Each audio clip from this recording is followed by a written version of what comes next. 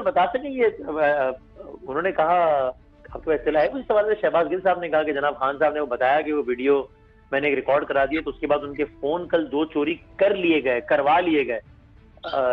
कुछ सवाल से मजीद कोई इत्तला है आपके पास? नहीं, मेरे पास कोई इत्तला नहीं। शहबाज का ही मैंने देखा है ट्वीट। अच्छा, ओके।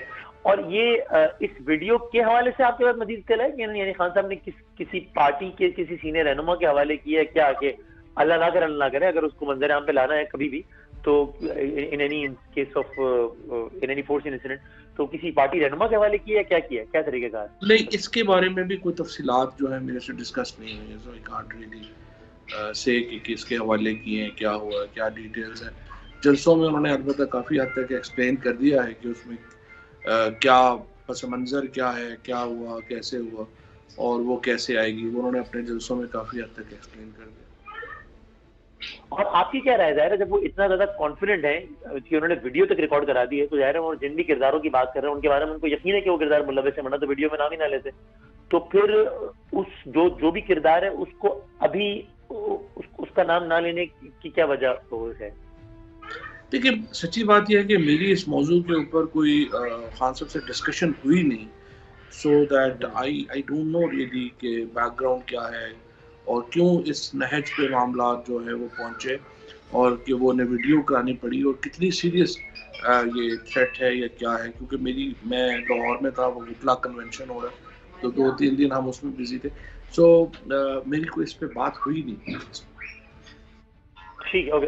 इस पर आखिरी बात और आगे चलते हैं कि आपकी राय है कि इससे जो भी वो यानी इससे थोड़ा सा अभाम क्लियर हो जाए, इसके लिए कोई भी तरीका अगर अपनाया जाए तो बेहतर है, क्योंकि वरना तो अब इट इज एनीबॉडीज गेस, तो अब पता नहीं कौन कौन क्या क्या अंदाजा लगा लेके जनाब ये मामला होगा, तो बेहतर है कुछ ऐसा कर लिया जाए कि अभाम क्लियर हो जाए।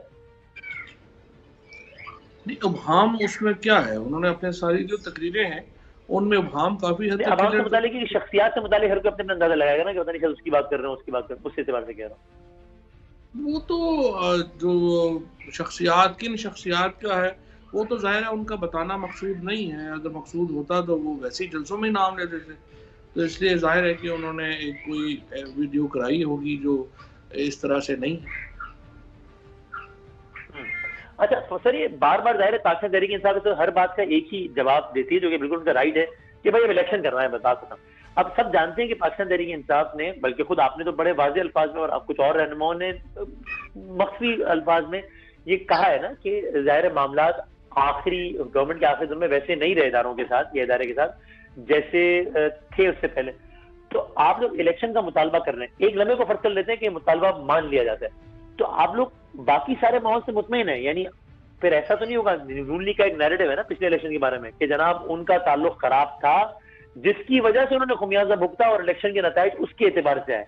आप लोग का भी आज ये कहना है कि हमारा भी मामला आइडियल नहीं रहा, अब हम इलेक्शन का मुतालबा कर रहे हैं। कल को मुतालबा मंजूर हो जाता है तो आपके ख्याल में आपको लेवल प्लेइंग फील्ड मिलेगी, किसी इदारे की बेजा मुदाखलत नहीं होगी? तो उसके लिए सबसे इम्पोर्टेंट तो फिर इलेक्शन कमीशन का जाना है ना। इस इलेक्शन कमिश्नर के तहत तो जाहिर है आपको ये इलेक्शन आप कैसे करेंगे, वो इलेक्शन कमीशन को तो चेंज करना होगा। हम तो सिर्फ कह रहे हैं कि आप इलेक्शन की डेट अनाउंस करें, उसके बाद बैठ के इलेक्टोरल रिफॉर्म्स। एक्चुअली पाकिस्तान में एक बड़ा प्रॉब्लम ये है कि हम पॉलिटिकल पार्टीज जो हैं वो आपस में रूल ऑफ गेम तय नहीं कर रही, जिसकी वजह से आप आगे नहीं बढ़ पा रहे। हम ये कह रहे हैं इस वक्त तो हमारा मुतालबा बड़ा सिंपल सा है, आप इलेक्शन डेट अनाउंस करें और उसके बाद बैठ के इलेक्शन कमीशन जो है वो ऐसा होना चाहिए जिसपे सबका एतमाद हो। इस दफ़ा इलेक्शन कमीशन ऐसा आ जाएगा जिसपे सबका एतमाद हो तो फिर इलेक्शन के रिजल्ट्स को ना मानने का तो सवाल नहीं पैदा होता। अच्छा सर, इससे पहले हुआ है ना कि यानी कि जो जमात एतराज करती है, मतलब 2018 में नून लीग में था, उन्होंने कहा कि भाई फिर इलेक्शन कमीशन भी बहुत सानवी ऐसी इख्तियार कर गया, इसलिए कि जो उससे भी ज्यादा ताकतवर थे वो उस पर भी असरअंदाज हो गए। तो यानी लेकिन आप ले रहे हैं कि आपकी जो भी रिजर्वेशन इलेक्शन के हवाले से उसका दायरा इलेक्शन कमीशन की हद तक ही है, आपको ये डर नहीं है कि कल को इलेक्शन कमीशन या इलेक्शन कमीशन भी हमारी मर्जी का आ गया तो भी कोई उससे तगड़ा उस पर भी असरअंदाज ना हो जाए, फिर मामला हमारे लिए वो ना हो जाए कि लेवल प्लेइंग फील्ड ना मिले? मेरा ख्याल है अब ओपननेस बड़ी हो गई है, 12 करोड़ लोगों के पास मोबाइल फोन है और उस तरीके से अब एक इलेक्शंस में वोट काउंट मर्जी के कराना बड़ा मुश्किल हो गया। देखते हैं उसमें भी इंशाल्लाह ताला, मुझे लगता यही है कि इलेक्शन जो है वो फ्री एंड फेयर कराए जा सकते हैं, कोई बड़ा प्रॉब्लम नहीं।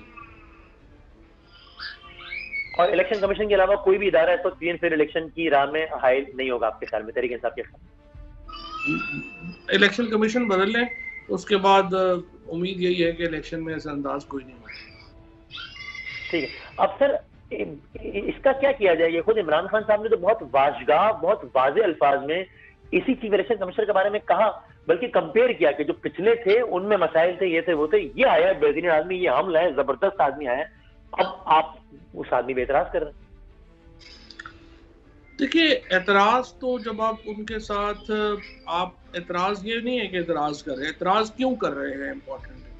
आप उनकी सीरीज ऑफ जजमेंट्स देखेंगे जो कि चीफ इलेक्शन कमिश्नर ने की हैं और दी हैं, तो आपको खुद ही एहसास हो जाएगा कि जो इमरान खान बात कर रहे हैं वो दुरुस्त कर रहे हैं, क्योंकि उन्होंने, आप ये कोई इमरान खान के या हमारे को रिश्तेदार तो नहीं थे ना, हमने तो जो नाम आए उनमें देखा, उसको सेलेक्ट कर लिया। अब बाकी तो उसकी जो कंडक्ट है उसने बताना है ना कि वो सही चॉइस थी या गलत चॉइस था, तो बाय हिज कंडक्ट उन्होंने साबित किया कि वो गलत चॉइस थी। लेकिन इसको तो फिर एक काउंटर आर्गुमेंट ये भी आ सकता है ना, क्योंकि एतराज़ात की फहरिस्त में ये भी है कि जनाब इनकी तो तारीख रही है, तो नून लीग की जेब की क्या होता है, जेब की घड़ी हाथ की छड़ी रहे पहले भी, तो भाई जब नाम फाइनल हो रहा था तब भी ये बात तो पता होगी, अगर वो थे नून लीग आदमी तो पहले भी बात मालूम होगी। और अगर डिसीजन की बेस पे तो फिर तो उस पर ये एतराज होता है ना कि जनाब जब डिसीजन देखा, पहले एक बंदे को एंडोर्स किया, जब डिसीजन अपनी मर्जी के मुताबिक नहीं आया तो उसी बंदे को कंट्रोवर्शियल बना दिया, उसी पे एतराज कर दिया।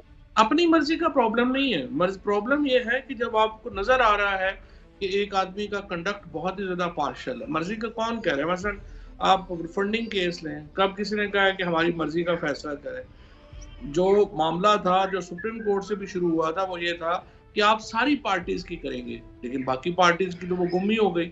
अब ये आर्टिकल 63 में आप देख लें, ये जो हो रहा है लोटो के केसेस हैं, यानी पूरा इलेक्शन कमीशन जो है वो ढूंढ रहा है कि हमने लोटों को प्रोटेक्शन कैसे देनी है।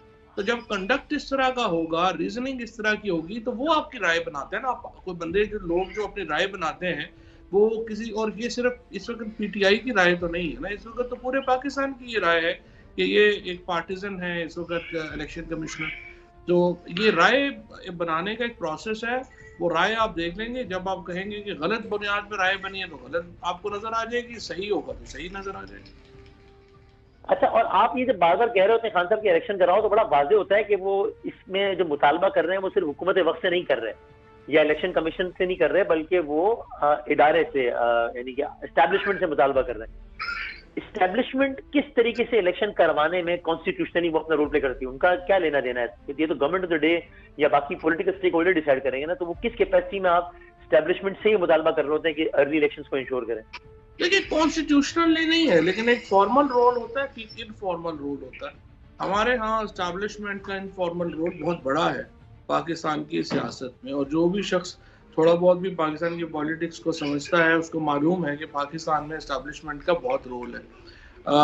और ये इलेक्शंस कराने में उनको कोई अमर माने नहीं है, और इसके लिए हम ये समझते हैं तमाम इदारों को अपना रोल अदा करना चाहिए, सिर्फ फौजी को नहीं, जुडिशरी को भी और मीडिया को भी, तमाम इदारों को अपना अपना रोल अदा करना चाहिए, क्योंकि पाकिस्तान इतने बड़े बहरान का शिकार कर दिया गया उसको कि अगर फौरी इलेक्शन नहीं हुए तो हम एक बहुत बड़े मुआशी गर्दाब में फंस जाएंगे।